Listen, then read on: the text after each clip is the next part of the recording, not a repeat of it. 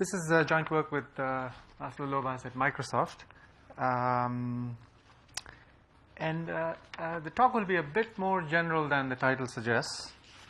So here is some motivation, or three specific problems about geometric set in high dimensions. Is this clearly visible to everybody?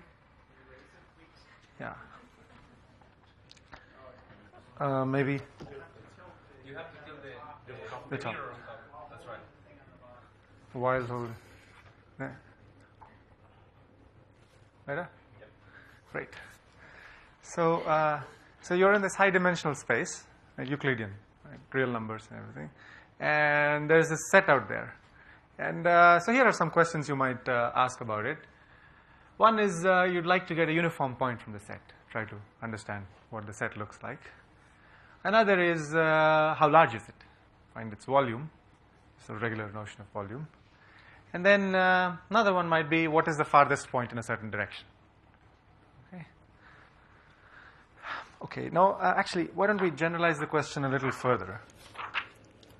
So so there is this geometric set out there, but instead of a set, we even have a function. Okay, so you're out in space, and every point has a real valued function. Okay, so you can think of it as some kind of terrain where the height represents the value of the function, and so that's the space you're trying to explore. And what you'd like, the sampling problem, so the first of those problems, the general version, is you'd like to pick a point with probability proportional to this function value. So this function is non-negative and it's integrable, so you can count how much there is in each region and so on. So you'd like to pick a point with probability proportional to the function. And a simple, so we'll see examples in a second, but let's say uniformly over a convex set, or from the Gaussian density, or something like this. Now, in this general setting, I don't know, I tried to think of applications, and so here is one real-life application. So suppose, I don't know, you're a squirrel or a chipmunk, right? And you're foraging for food, right? And so you hit a new region, and you want to quickly figure out whether it's worthwhile to spend your next week here. So how do you do it? Well, you start somewhere, see how many acorns or whatever it is you can get, move, see how much you can get, move again, see how much you can get, and if your expectation is high, you decide to spend the next week there. Otherwise, you go to the next. So you want to quickly figure out what the expected value of your function is in some region, maybe marked by natural territories. So here's actually a general method. This squirrel-like method works in general. It's a random walk on the space. Every point x has some set of neighbors, and we'll define what neighbors are in a second, but there'll be some natural notion of neighbors which is independent of the actual set and function and so on. It's just something that has to do with the current location. So for example, a small ball, a step of some fixed size around you. And the method is, at a particular point, you pick a neighbor uniformly at random among the set of neighbors, and you go there in this funny way. If the function value at the new point is higher, then you definitely go. If it's lower, then you go with probability, which is the ratio. So if you have function value 3 here, and you see 4, you definitely go. If you see 2, you go with probability 2/3. And you just try again with probability 1. The amazing thing is this little trick gives you a distribution proportional to f of x no matter what the f is. It's called the Metropolis filter, and it's easy to verify, but it works no matter what the function is. Okay. Well, to verify, sorry?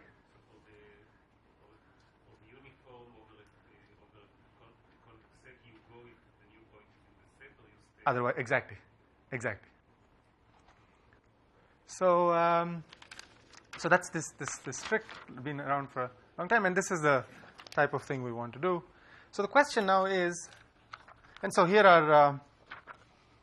are two specific versions of it. One, which we just talked about, the ball walk, where the set of neighbors is the set of points within a ball of some fixed radius around the current point. And so you pick a point and you go or you don't go based on the function value. And then here is another one, called hit and run, which is you at the current point you pick a line, so a direction uniformly, and then in that direction the function, look at the function values on that line and pick a point just on that line with probability proportional to the function value on that line. So you're just looking at the restriction to that line of the function, no projections, nothing, and then pick a point with probability proportional to the function value. Okay. One advantage of this conceptually is that there's no need to specify a radius of step. It's implicit. Okay, so the question for these walks, or for such a random walk in general, is how fast is it? Right? We've already seen, I've mentioned, and it's easy to verify, that the steady state will be exactly what you want, probability proportional to the function value. How fast are these walks? And so this can be determined approximately, by approximately I just mean to within a polynomial factor, within the square, by the following quantity. You look at any subset of points you could be on and its complement, and the only thing you have to ask is, suppose I take, suppose I'm in one of the sets, what is the probability that I jump to its complement relative to the probabilities of being in the two sets? So the escape probability, okay, the probability of crossover. Another way to think about this is, in the denominator, it's as if you pick one random point from S, one random point from S bar. And the numerator, you start at a point and take a step and see whether you cross over. So how random do two consecutive points look relative to S and S bar versus two random points? And so I won't go into the theory of how this is connected to the rate of convergence, but if you know this quantity, if you can bound this quantity and say it's large, that you tend to jump over a lot, then you can prove that it converges rapidly to its steady state. And this is true for random walks in general, not just these geometric ones. Okay, so here is the question now. We have this general technique for sampling, geometric sampling. What functions will it be efficient for? What type of functions in space is it going to be efficient for? Okay. So let me start by ruling out some classes. So the function cannot have two peaks. Very generally, the function cannot have two peaks, because the moment you have two peaks, what can happen is that the probability mass at the crossover, this is even in one dimension, is so small that you're rarely ever there, and you don't get a chance to cross over. You spend all your time on one side. Very rarely do you get to the boundary, so you don't even get a chance to cross over. In this picture, neighbors are meant to be neighbors, Euclidean, close by. So one restriction you might imagine is, what if we say that the set is unimodal, right? So there's only one peak. You're in this terrain with only one peak. So then you might ask, okay, so could it possibly be efficient for any unimodal function? And again, the answer is no. Imagine this example where the support, the place where the function is non-zero, is a dumbbell, like this dumbbell. And then in the middle, in the thin region of the dumbbell, the function value is some value. And from there, it just tapers off gradually all over the dumbbell in all directions, right? So rapidly and then a little bit slower. So that's unimodal.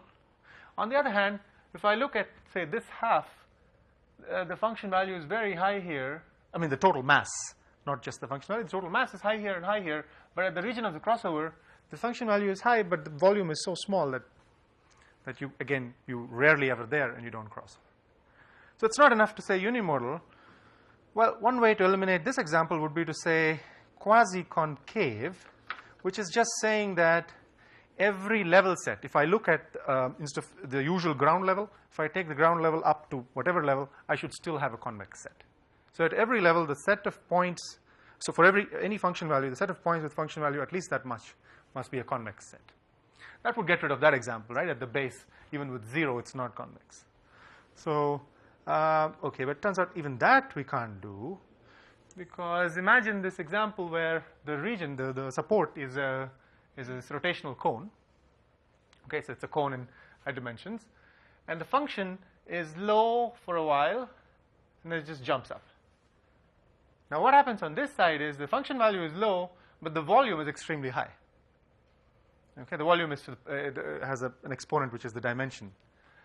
And on this side, the function value is high, so high that even though the volume is small, it's still a large mass. In the middle, you get neither. Both the volume is small and the function value is small.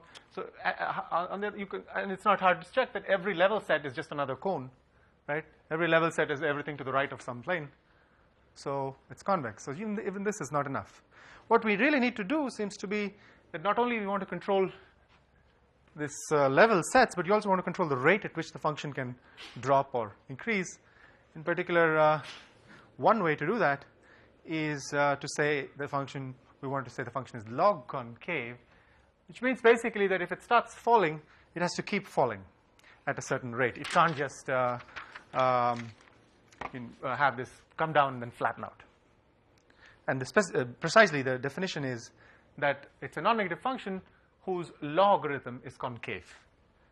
So if you take the logarithm, it's in the middle, it's at least as much as the average of the 2 points.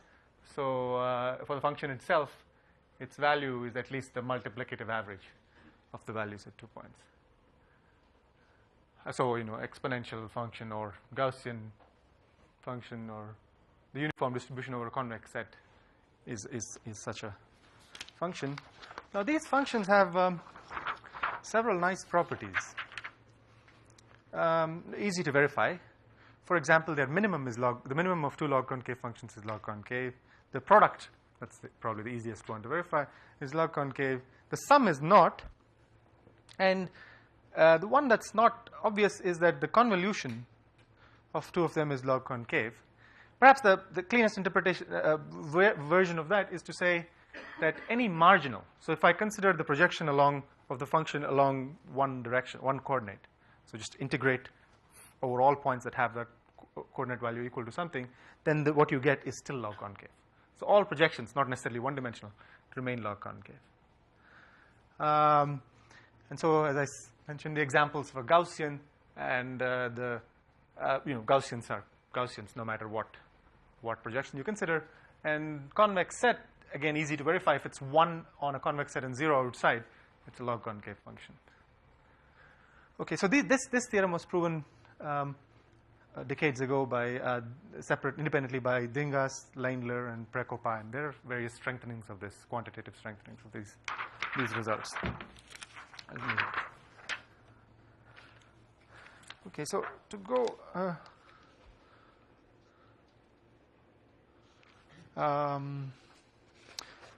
So these seem like interesting functions.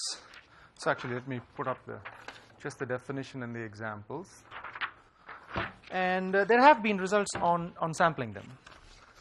There has been a tremendous amount of work on this general problem. And here are the results for the general problem. So Applegate and Cunnan, Fries, Cunnan, Paulson, and Fries and Cunnan, in all these papers, it's the following approach. You take a grid, some fine grid on the space. Instead of considering the continuous body, just take some fine grid, and you do this the same type of walk as before, but it's over a discrete subset. So the walk is at a point, the neighbors are just the neighbors along the axis, the 2n neighbors. You look at the function value, and again, if the function value is higher, you go. If it's lower, you do it accordingly. It's the same Metropolis trick. What they can prove is the following. Suppose you assume that the function value does not change much between neighboring points. So it has this locally smooth assumption. Then the mixing time is polynomial for any log concave function with this local smoothness. And so, well, what do you do if the function changes a lot? So what you do is you use an extremely fine grid, so fine that it doesn't change. There will be some limit. And you can calculate this by looking at how much the log of the function varies over a small distance. So anyway, if the log of the function varies, so this is the Lipschitz constant of the log, then the mixing time is polynomial in the dimension, the grid, inverse of the grid length, and exponential in this thing. So in spite of this exponentiality, you can make it polynomial for many special cases, and this was the reason why this was very interesting. Although it can be very hard to apply. Each individual case, you have to be very clever about how you choose the delta and prove that it works. So that was part of the thing. And so the applications are integration optimizing stock portfolios and so on. Okay, now, so in recent investigations, we found these functions have many other nice properties, very clean properties for the general class of log concave functions. And to describe these, I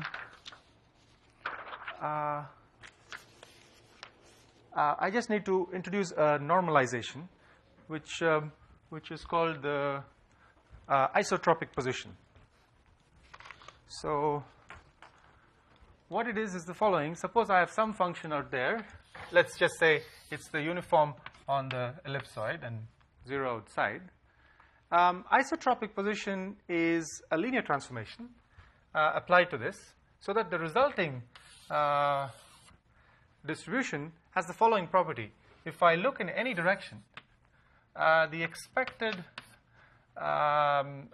square distance is just 1.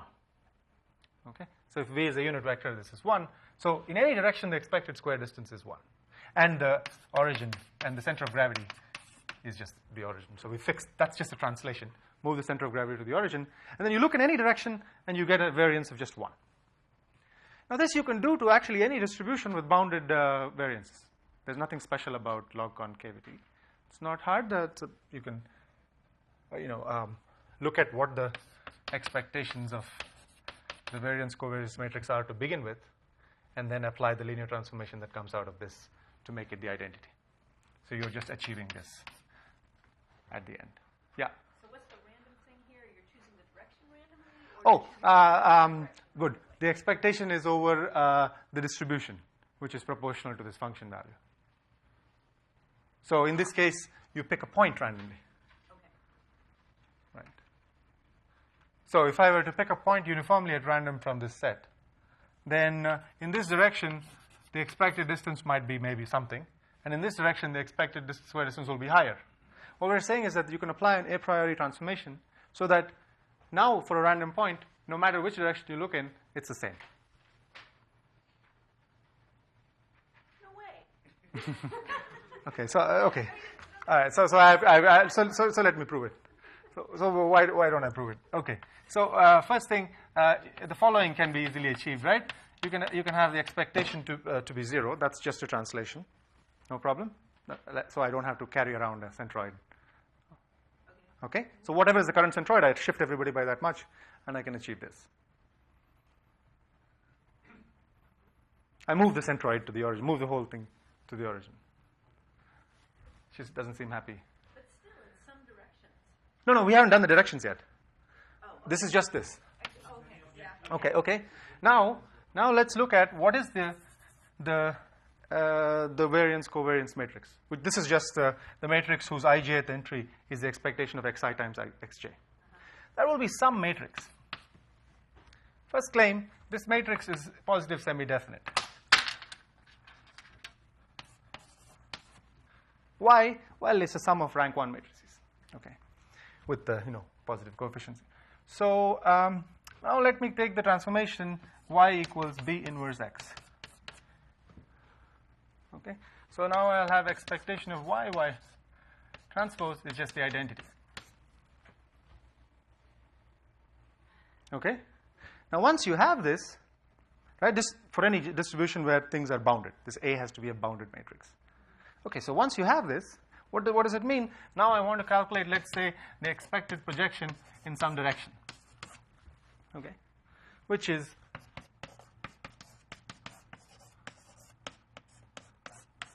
right. I mean, and that's just it's a trick. Okay, but you're just scaling and Good. okay. So there is this normalization that exists out there. I'm not saying it's easy to find, but let's just keep in mind. Let's say we have this property there. The variance in every direction is the same. Now here are some properties. I will just mention a couple of these because they seem to hold for general log concave functions, which is Interesting. So if I just look at a one-dimensional function, which is isotropic, then its maximum is bounded. You can't have its maximum be unbounded. In fact, bounded by 1. So you're saying, look, it can't. Its expected square distance in this. There's only one condition. Expected square distance is 1. Its maximum can't be too high, because if its maximum is high, it must be falling fast somewhere, and then it falls very fast, and it can't reach this. So that's roughly. Now here you take a general, any dimensional function, and no need to be isotropic or anything. And if you look at any half space that contains the centroid, it must have at least 1 over e of the volume of the measure of the total integral. So no matter which half space you take which contains the centroid, you get a large fraction of the mass, a constant fraction. Okay. Let me just mention the last one here, which is if I pick a point randomly from some function whose expected overall square distance is r, so that's the expected square distance from the centroid, then the probability that it goes more than t times this is falls off exponentially. So you have this exponential concentration on the distance to the center. Yeah. A large deviation bound. Okay. Now, well, here are the recent results about what you can do with about sampling them, and these apply to both the ball walk and the hit and run walk. Okay, and the results are that if you take any near isotropic function, so near isotropic means that instead of being exactly 1, it's bounded above and below by some constant, the expected square distance. Then you can sample it approximately meaning to any desired 1 plus epsilon accuracy in n to the 4 steps. So it takes n to the 4 steps to get the first sample. There is no dependence on how smooth the function is. This is the worst case bound without any condition on how the function must vary between 2 nearby points. And subsequent samples take you only n cubed steps per sample. So the first one takes n to the 4, and the next one takes n cubed, and so on. Because the first point gives you a very good start the next time around. You're already almost uniform. So the next point you just have to make sure is independent from the first. And of course you might ask, well, what about this near isotropy? What if we start with something that's not like this? You can turn any log concave function, bring it into near isotropic into position, namely calculate this linear transformation in n to the 5 steps. So overall it takes you n to the 5 steps, and then, but in this time you can get n squared random points. Amortized, it's n cubed, and polynomial regardless. Now, I was planning to give a little outline of what happens in the proofs, but really probably not a good idea because I have time for one idea more and not 2 ideas. So instead, let's switch to an application. Okay, and the application is a famous, well-studied problem that all of us have worked on, at least in high school, which is how do you compute the volume of a convex body? And for the log concave problem, it's how do you compute the integral? But let's just stick with volume. So the function is uniform over some convex set, and you want to compute the volume. So it's an old problem, and actually I was thinking of an application again. So apparently it's an important problem, and so all the papers about it say that it's a very important problem. And but here's a concrete application. Suppose you're in this weight loss program where sorry, you're in this fitness program where instead of reducing your weight, you want to increase your density. Okay, so now what is your density? It's your weight divided by your volume, right? And weight is easy, get on a scale. How do you compute the volume? Right, so you can do it in so anyway, so what is the simplest setting here? In n dimensions, you need at least n plus 1 points, gives you a simplex. For that, you can write down a formula based on the coordinates of the vertices, and you've probably seen that. It's a determinant of a matrix. Now, if you try to do this for a polytope, well, we know that a polytope can be broken up into simplices. Great, and each one you can compute the volume. But the trouble, of course, is that the number of simplices in this can be exponential. Even if you started out with a small number of vertices or a small number of facets, you could have that the number of simplices is exponential. So and so, well, we can't do it for polytopes. We might as well try for general convex bodies. What is a general convex body? The way it's specified to you, it might not have a succinct description. So the way it's given to you is just a membership oracle. So you can ask, is this point in the set or not? Okay, which is all you need for the purpose of doing a random walk. You just need to check, are you in the set or not? Okay, and you also have, you start with one point which is in the set. So in this setting, it cannot be done, at least by a deterministic algorithm. And this was proven by Elekes first, the first exponential result, and then improved by Baranya, who was here till yesterday, and Furedi. And they said that any deterministic polynomial time algorithm can't approximate the volume to within a factor of n to the n. It's precisely it's n over log n to the n. But Elekes proved constant to the n, and they extended it to n over. So that sounds. I mean, this is so unlike other problems, counting problems, or where you find that there's some hardness. It's not a completeness type of hardness. It's just you can't do it to within n to the n. Okay. So what's the catch? Of course, we're assuming this oracle model. It's you're only able to know about the convex set through a membership oracle. Okay. And even for explicit polytopes, if I tell you the facets, it's still sharply hard.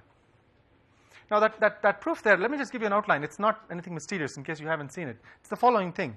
Assume you just have the unit, look at the unit ball, okay, and take some algorithm. So the set of convex bodies I'm interested in are convex sets that fit inside the unit ball, let's say, okay, and take some algorithm that says it can approximate the volume. Now, what can this algorithm do? It can ask for some sequence of points. Are they in or out? Okay. Now, what I will do is, no matter what sequence it asks, for the first, it asks only polynomially many, I'll just say yes. That's the first theorem that you described. Yes, just the first theorem, that's right. So no matter what it says, it will be, I'll just say yes. So, okay. So these are all points in the unit ball. Okay. For as long as the points are inside the unit ball, I'll just say yes. If it's outside. Now, what can the algorithm know? It's some convex set which contains the convex hull of these points, for which the answer was yes. Okay. And let's say it also knows that it's contained inside the unit ball. But it could be anything in between. The ratio of the volumes of a polynomial number, any polynomial number of the convex hull of any polynomial number of points inside the unit ball to the volume of the unit ball is exponential in n. Okay, so can't do it. Okay, so it doesn't work deterministically. What about with randomness? So here is another simple algorithm. You want to compute the volume of this set. Well, put it inside some easy set, some set that you understand very well, like a cube or a ball. Take random points from the big set, which you know so well, like a cube, just generate the coordinates uniformly. See what fraction of them fall inside the set of interest, and that ratio is your volume. That ratio times the volume of the big one. Right? Easy algorithm. What's the catch? Well, the fraction of points that fall inside the small set could be exponentially small in the dimension. So if it's inside is a ball and outside is a cube, it could be exponential in n, for example. So it's inefficient, but it suggests this simple trick. And actually, it's just by extending this trick that we get an algorithm. Here's the algorithm for computing the volume. And using this algorithm, Dyer, Fries, and Cannon in 1989 showed that you can compute the volume to any desired accuracy, 1 plus epsilon, with a randomized algorithm. Okay, so stark contrast. Can't do it deterministically with an exponential factor. You can do it polynomial time within any 1 plus epsilon. So here is their algorithm. It's a very simple algorithm.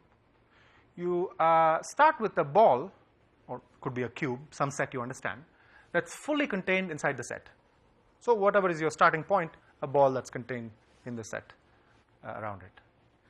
And then what we'll do is, in a series of phases, just consider larger and larger and larger balls till the last one fully contains the convex set you're interested in.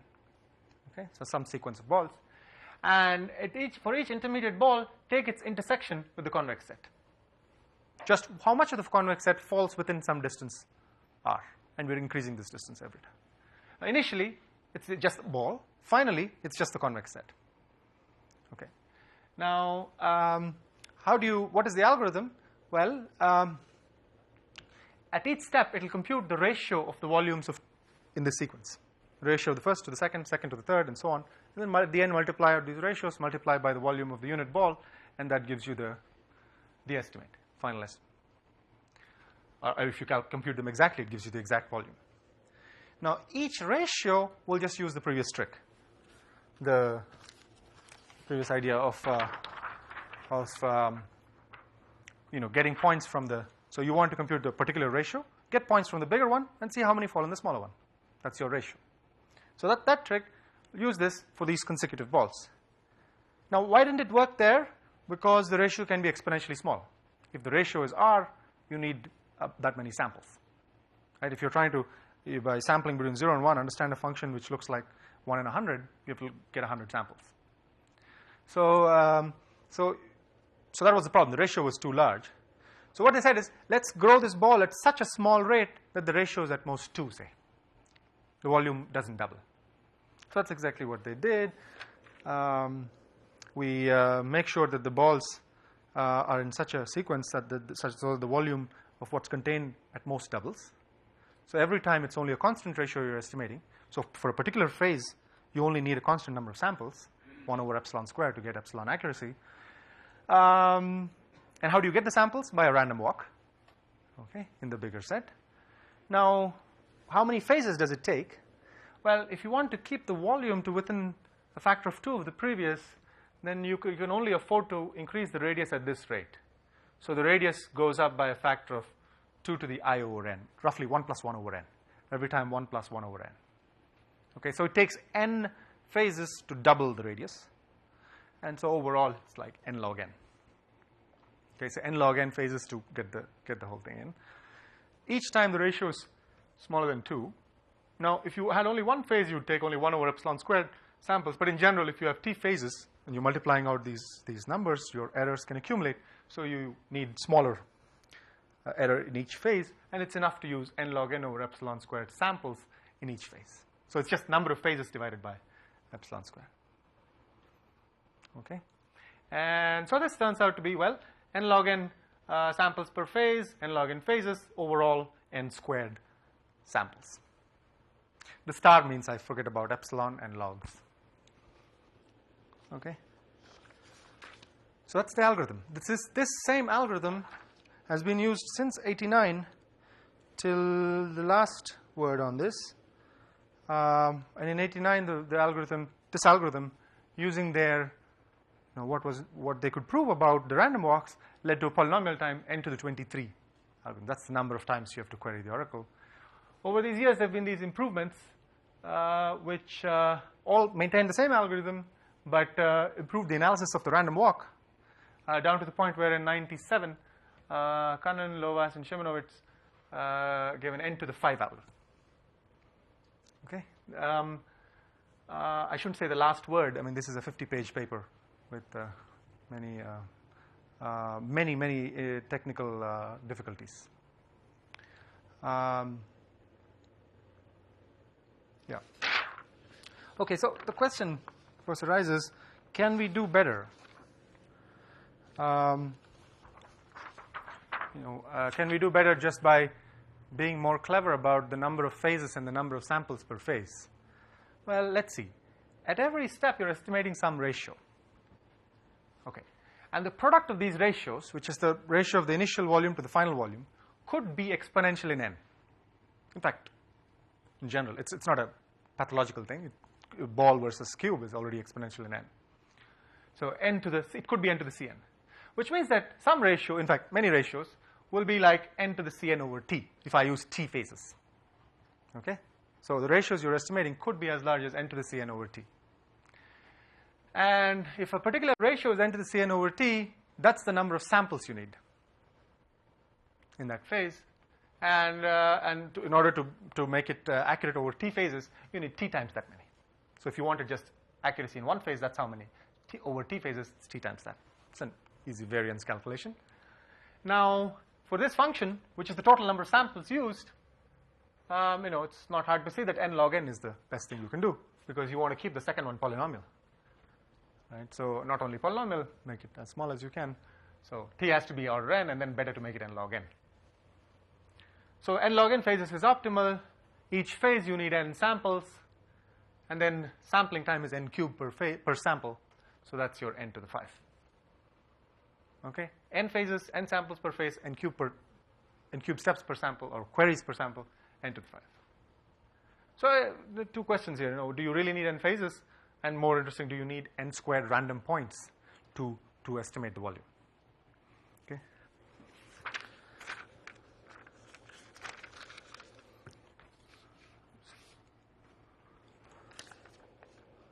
So let's see. So to answer this, let's consider a more general problem. What did we do in this case here? We have a ball in their algorithm, and we convert the ball into some convex body.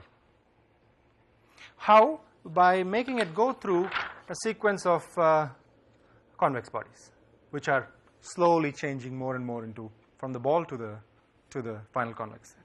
More generally, you could say, suppose you wanted to compute the integral of some function, and you knew the integral of some other function. Well, you could do the same thing, right? You can put in a sequence of functions in between, and at every step, estimate the ratios of the integrals, multiply out the ratios with times the integral that you do know, gives you the integral of the final thing that you want. Okay, it's a general technique for integration. Okay. Now, so what you're giving is a sequence of functions that morphs the first function into the function of interest. The first simple one that you know into this function of interest. Now, that's all good. Now, how do you do the estimation of a ratio in general? For the convex set case, it was easy. It was just pick points from the outer one and see how many fall in the inner one. It's also easy for the general setting. Suppose you want to estimate the ratio of those two integrals. What you do is you pick a point according to the distribution proportional to the denominator, okay, to the next function, to the current function. And then your estimator is just the ratio of the function values at that point. Okay? Your estimator is just the ratio of the function values at that point. Since expectation is exactly the ratio of the integrals. So sample from the current function, look at new versus old. That's how much this point is changing, right? And that gives you your ratio overall. So that's easy conceptually, and allows you can do this in principle for any class of functions. So let's see what we can do for the volume problem. So you start with a ball, and you want to go to this convex set. What I want to do is put in a sequence of functions in between, but more generally, not just convex sets like before. So what I would like is a function. Imagine that we add a coordinate. Okay, so that's the convex set of interest, just a square in the picture, but conceptually it's some convex set. I add one extra dimension. Okay, in that dimension, this body that you care about is let's say the base, and a ball which you know everything about is somewhere along this new axis. Okay, so this new coordinate is the x0 coordinate. And what you want is some function that's concentrated here to begin with, so that its integral is essentially the volume of the ball times some constant. And at the end, you want a function which is concentrated here, so that its integral looks really like the area of the n-dimensional area of the convex set. Okay, that's the goal. So how should we do this? So here's one way.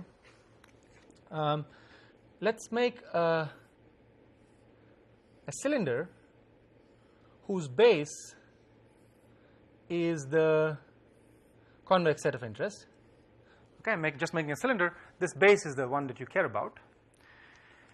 Let me cut it in half. Not cut it, but mark the halfway point.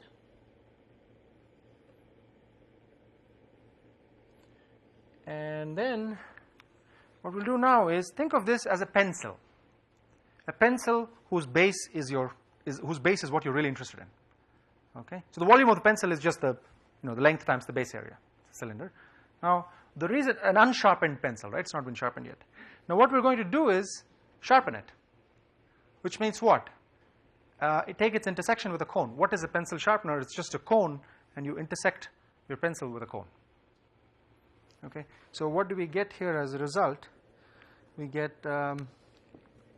here's the tip, and by the time it's fully sharpened, let's say it reaches the halfway point, and then you get these serrations. Okay, that's what it looks like.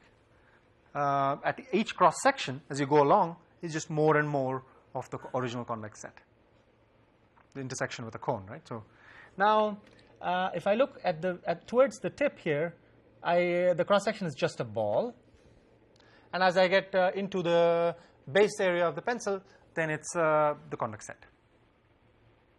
Okay, so here is the pencil. Now what we'll do is we'll consider some function that is concentrated here to begin with, and by the end it's over there. Now actually it's not necessary to be focused by the end over there. In fact, it would be enough to have a function which started out concentrated here, so that you knew explicitly its volume just based on the variance of the function and the fact that all this is a cone. Initially it's just a cone basically.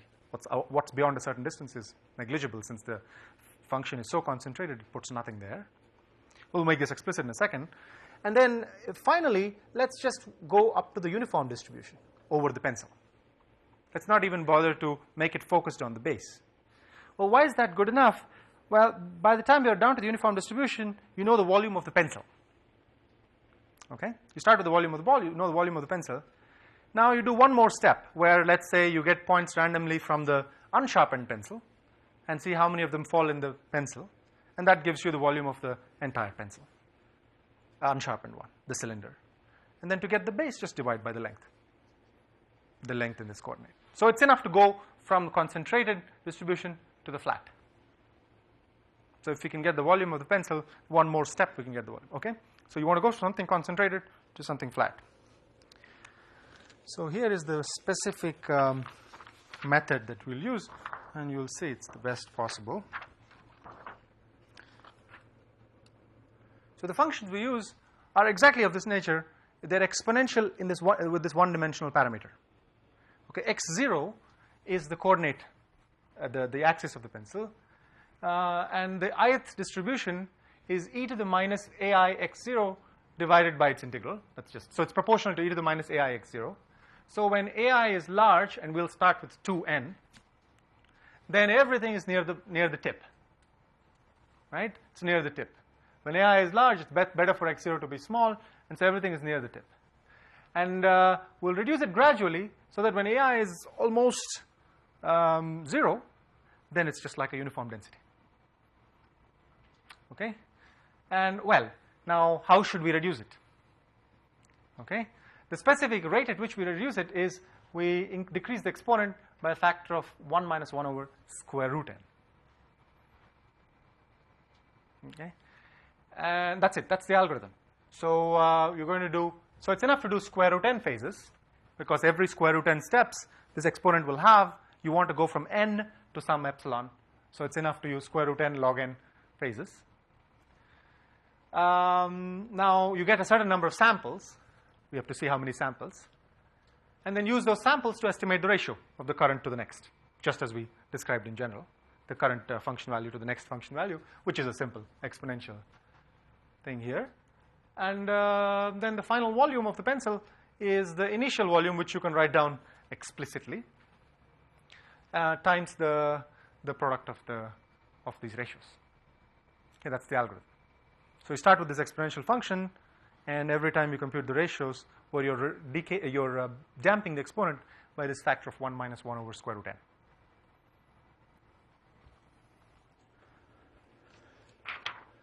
And so here is the proof.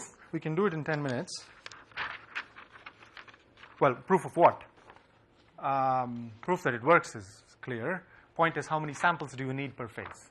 How many samples do you need each time? Right? So what we will prove is, in fact, that the variance every time is a constant.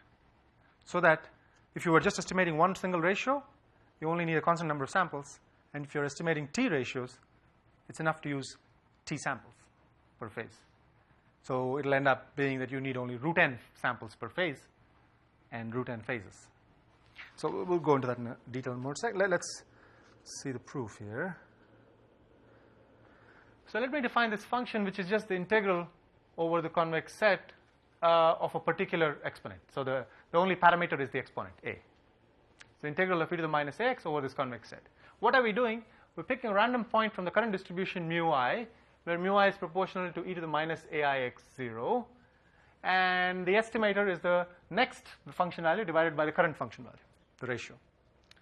Well, the expectation, as we saw in general, and in this case, is exactly right. It's the next integral divided by the current integral.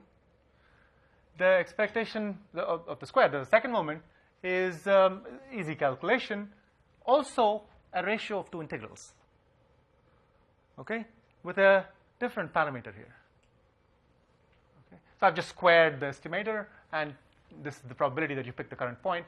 That's the okay. So if I look at the ratio of the second moment to the first moment squared, it's this thing here. It's an integral at ai times an integral at some b divided by the integral at the average point. Ai plus 1 is the average of these two squared. Looks a little bit like log concave, right? It's f of x plus y is at least square root of f of x times f of y. So it suggests log concavity. And in fact, what turns out to be the case is that the function a to the n z a, z of a to the n z a, is a log concave function of a. This is a one-dimensional function for a fixed convex set. It's a log concave function of a. That will be my last proof. But assume this is true. Well, what does log concave mean? That if I take the function value at a particular point and square it, then it's at least the function value at one end times the function value at the other end. Okay? This is the function value at ai. This is the function value at 2ai plus 1 minus ai. And this is the function value at their average. And now if I take the terms that I'm interested in, which is this divided by that, I get a bound in terms of just the exponents, which is at most a constant for any ai plus 1, which is within 1 minus 1 over root n of the current. So you can increase the exponent, you can reduce your exponent by this factor and still maintain a constant variance. And so the number of samples per phase is root n log n. Now, what does this mean? That what does it imply? So the volume can be computed approximately in n to the 4. So it's a small improvement of n to the 5. Now it's n to the 4. And what's happening is that you have root n phases, root n samples per phase, and we're still taking n cubed steps per sample. Okay. Now, one interesting thing is that the total number of points that's actually used by the algorithm, used to do its computations, is only n, order star n times log factors. Now, roughly speaking, you need at least n points, because if you only have n minus 1, you can't get the volume. So in terms of sample complexity, so if I were to ask, here is a random oracle that will give you random points, how many points do you need to compute the volume? Well, for that, it's almost right. I mean, we still have these log factors, but okay. Now, I haven't mentioned some technical difficulties, and I haven't gone into, I don't want to go into those. But what happens is that in order to guarantee the n cube per sample, the algorithm has to maintain that the distribution at each point is nice and round, so that you can be efficiently sampling. It's not getting worse in some way, making it harder to sample. And also, one sticky point in this, which has always been around, is that you never really get uniform samples. You never really get, sorry, not uniform, independent samples. There's always this slight dependence from one phase to the next, and that makes things a little more technical to prove that the variance estimate overall still holds with high probability. So, okay, so just want to summarize the following slide, which is, I mentioned the problem of optimization, and what we're doing is, in some sense, reverse simulated annealing. Right? We're starting with an exponential function, which is high exponent, and flattening it out. What happens in classical simulated annealing is that you start with uniform distribution, high temperature, and then you go to low temperature, which means it's focused more and more around in some particular region. And you make it in such a way that the focus is where your optimum solution is. Okay?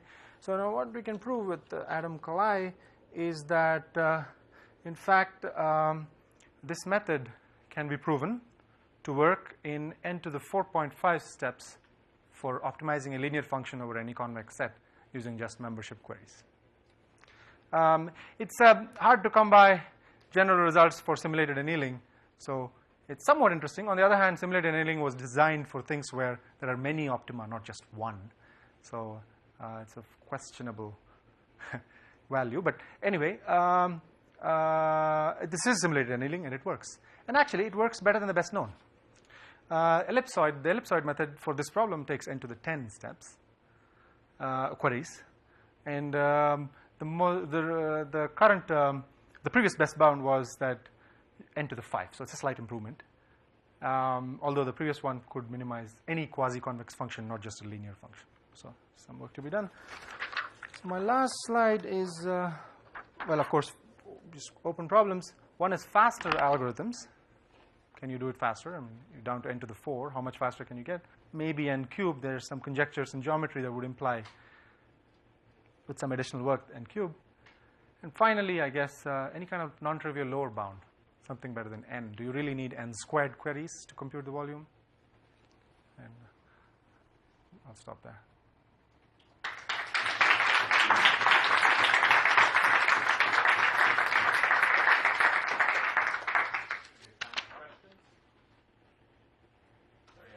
What's known about deterministic algorithms?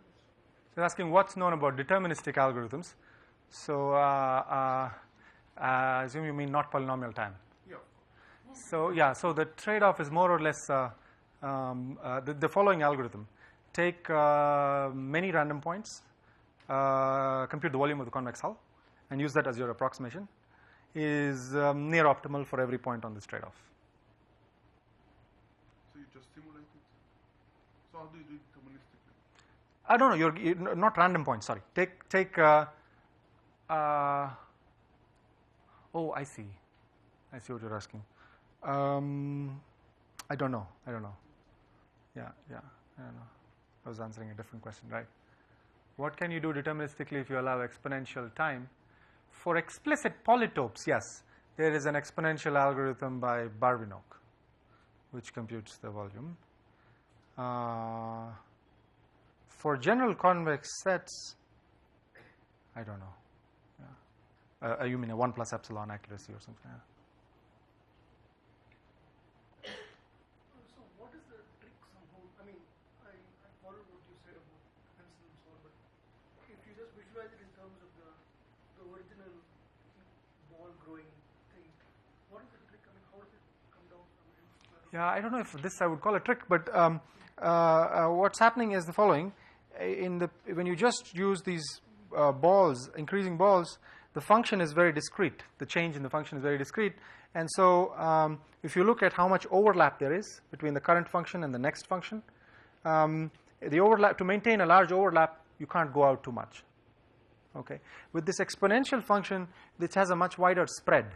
Roughly speaking, the spread of the previous one is 1 over n, and the spread of this is 1 over root n, which is the best you can do. So that's one way to say it. This has so much more spread that you still are able to get a good, if your current function is close to the next one.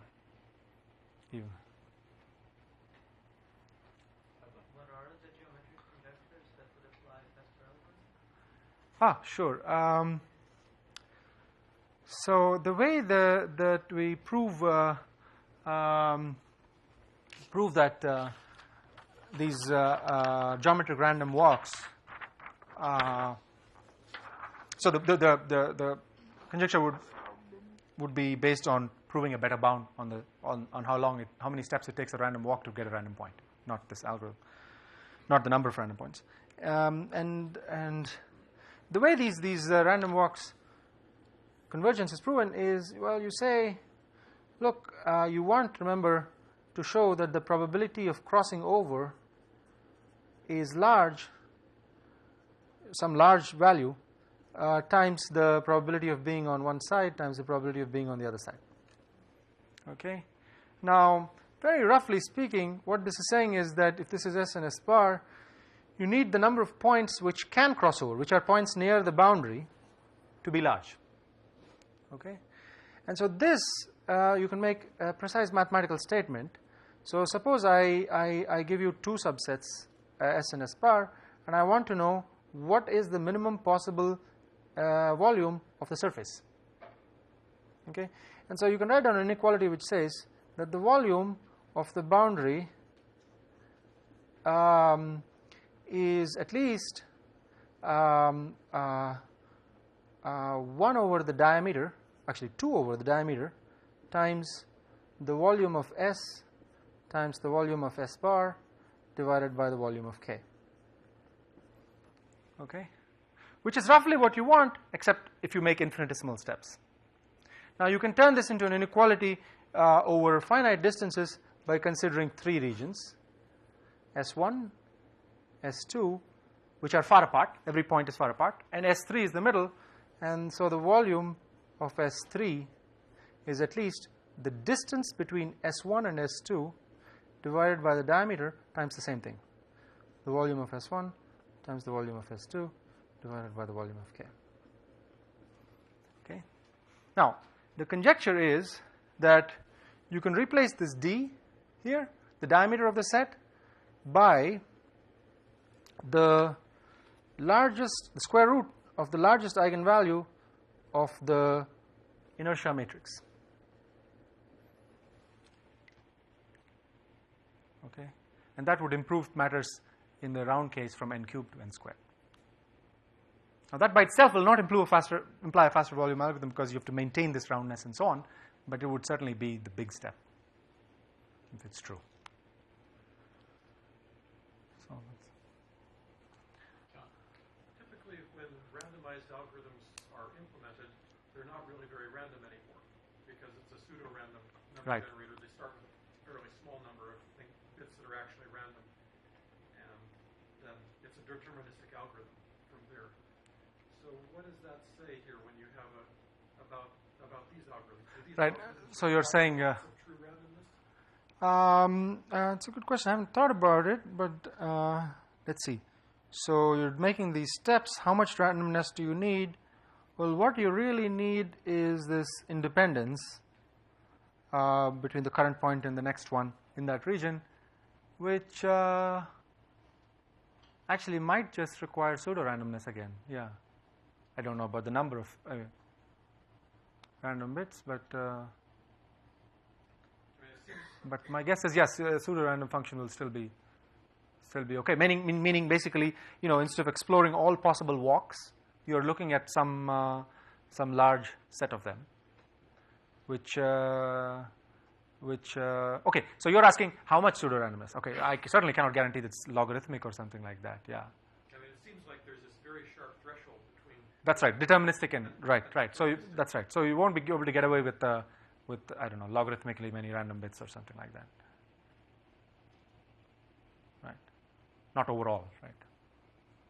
You compared the running time of your randomized optimization algorithms with the running time of the sweep algorithm.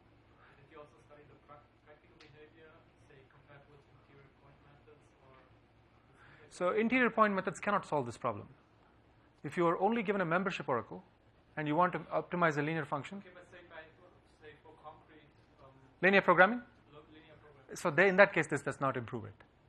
I haven't done it experimentally, but I would guess it's slow because every time you're moving. I don't know. The answer is I don't know for a concrete example where it does, explicit convex set where it improves it. It's a simple method to try. You just walk and then walk again and so on. But every time you have to check whether you're in the set or not, which could be expensive. One more question. Yeah, my question. Yeah, so you perform a discretization of your original set and you ran along sort of the graph there to get a sampling point. It seems that it's an exponentially sized graph you created. Is the sort of saving grace that the diameter of the graph is polynomial? No. Two things. First of all, you know, not only is it exponential, it's infinite. I mean, we're considering all possible. You know, the bounds I proved were for the these continuous random walks. Sure, but I'm saying. Okay. Even in the discrete case, you can see the problem is exponential. The saving grace is not just the diameter. Certainly, you need the diameter to be small. It's not sufficient. It's far from sufficient because you could have a constriction which keeps you on one side or the other. What you need is this conductance, the